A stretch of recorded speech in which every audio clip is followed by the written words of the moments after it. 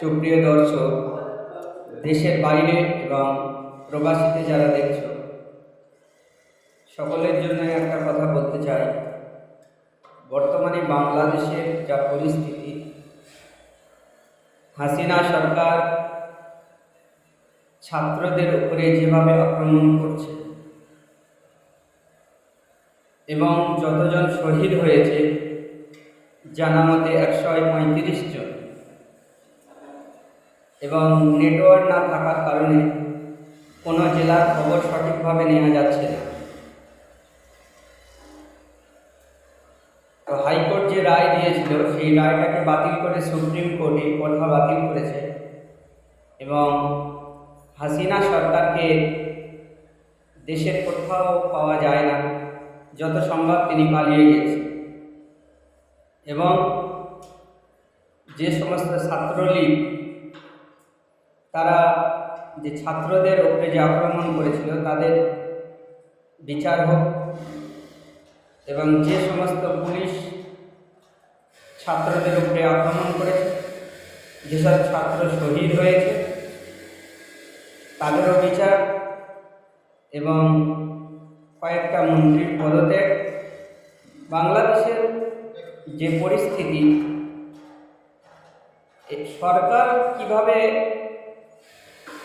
এরকম হতে পারে যে জনগণের উপরে, ছাত্রদের উপরে,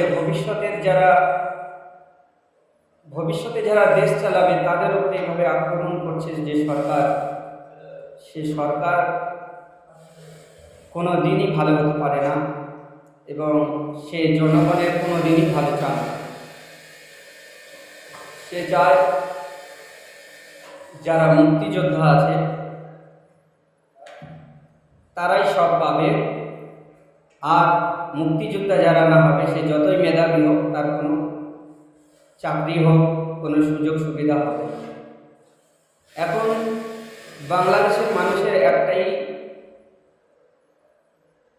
এই আন্দোলনকে চালিয়ে যাওয়া, যতক্ষণ না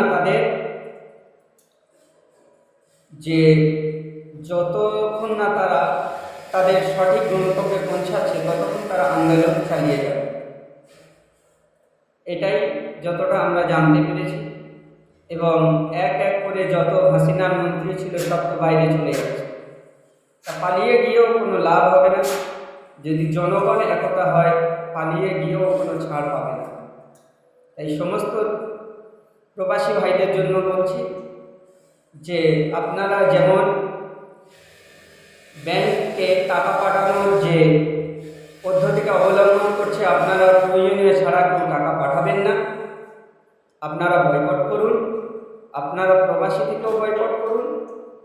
যেমনভাবে আপনারা বয়কট করছেন, ইনশাল্লাহ একদিন বিজয় আসবে, এই দোয়া করি। আর হাসিনা সরকার পদত্যাগ করুক, এই আওয়াজটা সবাই